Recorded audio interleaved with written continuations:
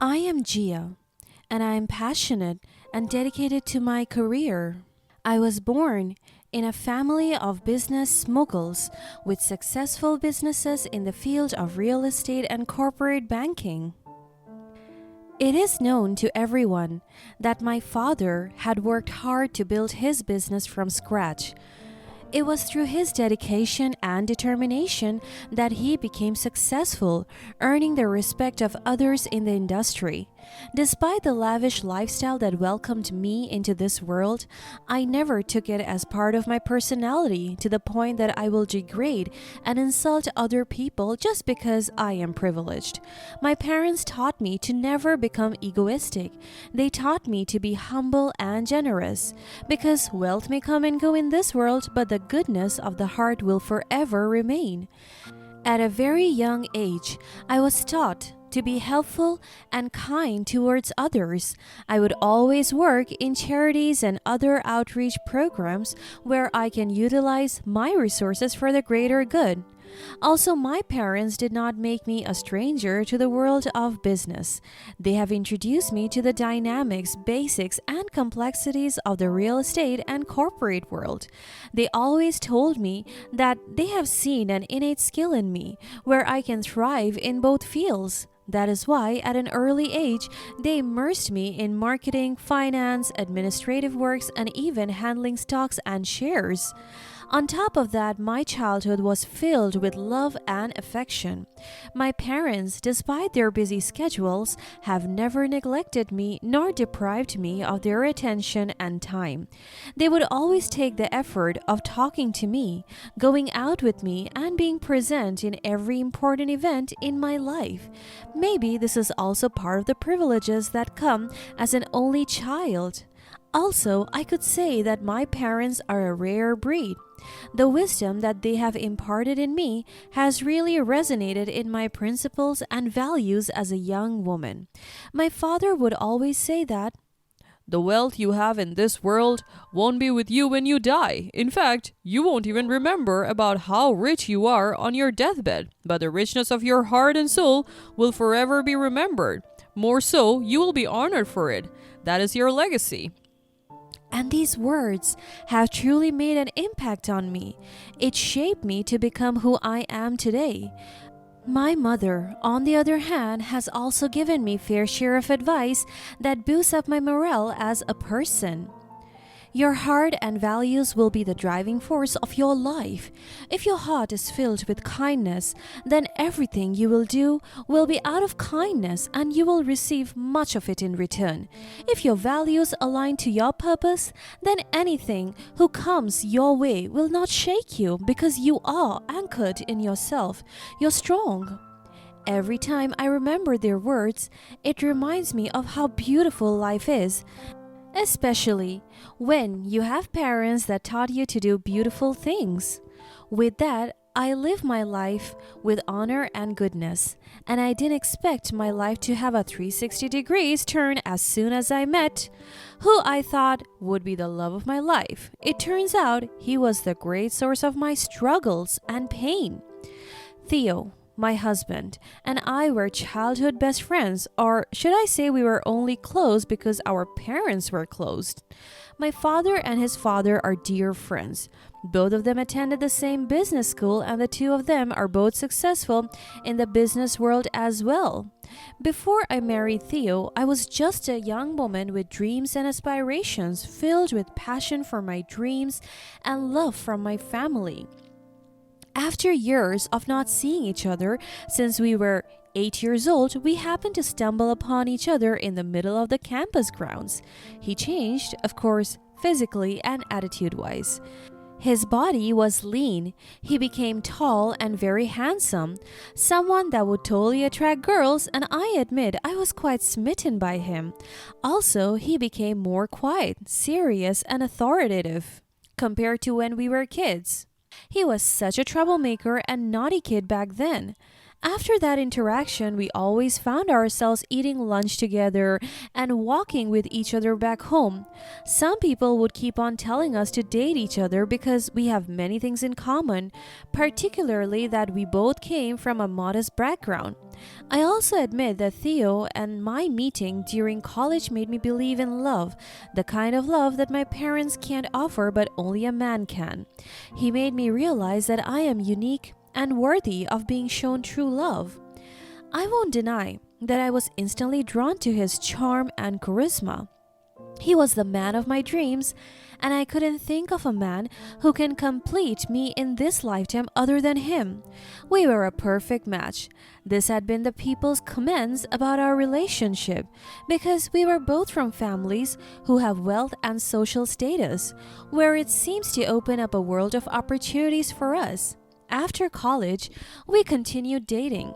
He got a job at his father's company instantly. He was earning big while I was also establishing my career at my father's real estate company. We were both thriving in our own fields, and I'm so happy to be where we are today. Eventually, I noticed Theo's interest towards gambling. At first, it was all about fun and leisure. But as time goes on, it becomes worse. He would not go home for a day or two because he would just stay in the hotel and casino just to play. I talked to him many times, telling him that his gambling would only result in serious problems, but he won't listen to me. My father and his father were aware of his subtle addiction to gambling, but his father paid it no mind while my dad was really against it because it could harm us in the future. But we are both in love, and against my father's initial reservations, we got married. At first, everything seemed perfect. I thought I was living a fairy tale, marrying into a wealthy family and seemingly destined for a life of luxury. Many people kept on saying that we were meant to be, that the both of us are powerful. Also, my love for charity works didn't stop me from helping others. I used my resources and privileges to extend provision and assistance to those people who are in need. Meanwhile, as time went on, I began to notice how Theo succumbed towards the depths of his addiction to gambling. Also, I was able to observe subtle hints of Theo's affair, and I could feel my heart aching through the pain. He would come home late, always with excuses, and his affection towards me waned. There were times when he would make insulting remarks mocking my father's middle-class upbringing and that my father's business was only successful out of pure luck, treating it as inferior compared to his family's empire. Our relationship started from being perfect to a broken mess. You're such a pathetic, naive woman, Gia. Marrying you was the biggest mistake of my life. Theo would sometimes throw this kind of insult towards me. He would keep on insulting me and mocking me for being his wife. I bit my lips trying to hold back tears. Please, Theo, let's not make this harder than it already is. Harder? You have no idea what hard is. You think you can just waltz into our family and be accepted? You will always be an outsider. And what? You're against me doing gambling? Screw you. You have no right to control my life. I'm struggling to stay composed. I never wanted to be an outsider. I just wanted to be part of your life, your family, and I care about you and our future. Gambling will take us nowhere but a mess and a burden. A mess and a burden? You're the mess here. You're the burden. A burden that I'm finally getting rid of. You're nothing but deadweight, dragging me down, controlling my life. I took a deep breath, trying to remain calm. I never wanted to be a burden, Theo. I just wanted us to be happy together. Happy with you? That's laughable. You're so boring and plain. No wonder I sought excitement elsewhere. I closed my eyes, trying to block out the hurt. I didn't deserve this, Theo. None of this is my fault. You brought this upon yourself, Gia. You were never good enough for me, and you never will be.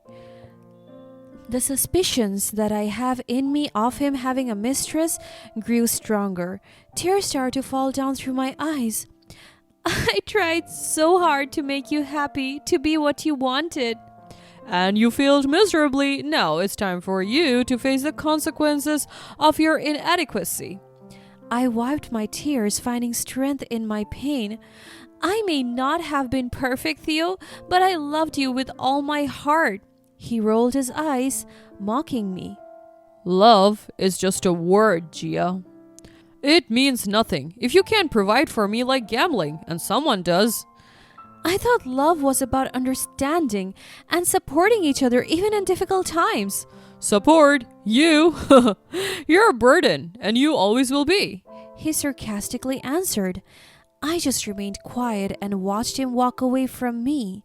But I loved him and believed that we would overcome any challenges together. The true extent of Theo's deception was revealed when his father, Mike, fell seriously ill. His illness was due to the sudden bankruptcy of their company. He hid it from his family, especially to Theo, because my father-in-law doesn't want to let them know about the company's situation, for it will just stress them out.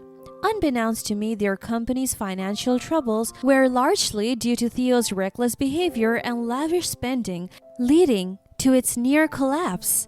Fearing the shame it would bring upon the family, Mike struggled in silence and chose to shoulder the burden alone.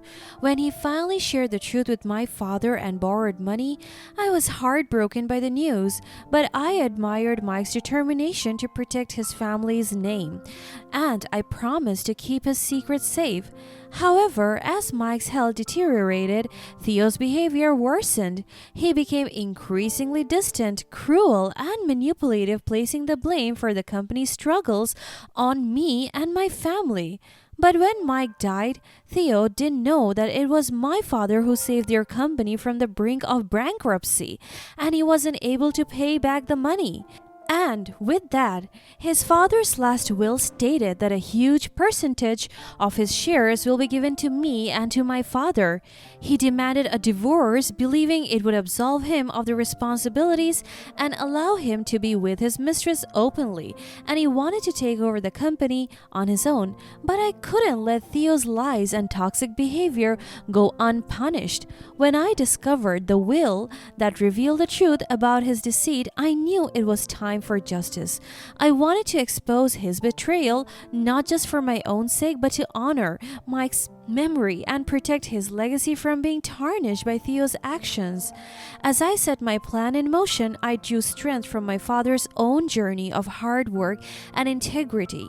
I vowed to stand up for myself and to protect my father-in-law's reputation and to reclaim my own self-worth.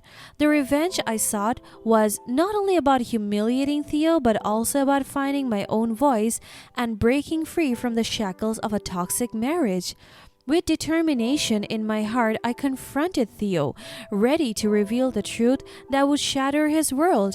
As he stood there, smug and self-assured, I calmly handed him the document, watching as his expression transformed from arrogance to shock.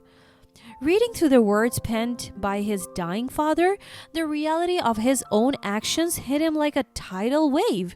He couldn't deny the evidence before him, and the weight of his betrayal began to crush his pride.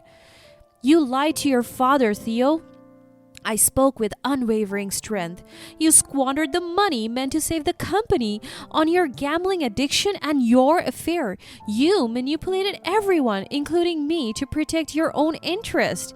Theo tried to protest, to come up with more lies, but his words faltered as the magnitude of his deception sank in. He knew he had underestimated me, thinking that I was powerless and easily manipulated. But I became a force to be reckoned with, fueled by the injustice he had inflicted upon both his father and me. With the revelation out in the open, the room fell silent. The once formidable husband now looked defeated, broken, and exposed. His toxic behavior and ego-driven actions had cost him not only his father's trust, but also any chance of a successful future with the family company. As the truth spread among the family, even those who had once supported him now distanced themselves from Theo, disgusted by his betrayal. The humiliation he had intended for me now fell squarely on his shoulders. It was a public shamming he couldn't escape. I didn't take any pleasure in his misery, but I found solace in knowing that justice had been served. With the will firmly in my possession, I made sure Mike's share rightfully came to me as compensation for my father's help during their time of need. In the aftermath of this revelation, I remained true to my nature. Despite the hurt Theo had caused me, I refused to become vindictive or vengeful. Instead, I offered support and understanding to my late father-in-law's grieving family, especially to Mike's wife, who had been unaware of the extent of her son's actions. While my heart was heavy with the weight of betrayal and loss, I chose to be the bigger person. I wanted to heal not just for myself, but for the memory of Mike, who had shown kindness and gratitude towards me when I had helped him in his time of need. In the end, my revenge was not about causing Theo pain, but about finding closure and moving forward with my life. I knew that true fulfillment wouldn't come from seeking revenge, but from rising above the toxicity and embracing the lessons I had learned from this painful experience. In the weeks that followed, I focused on rebuilding my life. The divorce proceedings were completed swiftly, and I severed all ties with Theo, cutting off any lingering connection to his toxic presence. The weight of his betrayal was slowly lifting, and I found solace in my own strength and resilience. As time passed, I channeled my energy into my father's business, using the lessons he had taught me to grow it further. My determination to succeed and the support of my family and friends allowed me to overcome the pain of the past and embrace a brighter future. Meanwhile, the truth about Theo's actions spread like wildfire, tarnishing his reputation within the family and the business community. The once powerful and arrogant man became an outcast, unable to regain the trust he had lost. As I moved forward, I didn't gloat in his downfall, but instead focused on the healing process for myself and my heart. I learned to appreciate the love and support from those who genuinely cared about me, realizing that true happiness lay in the connections that I had built with people who valued me for who I was. In a surprising twist, Mike's wife, Theo's mother, reached out to me with a heartfelt apology.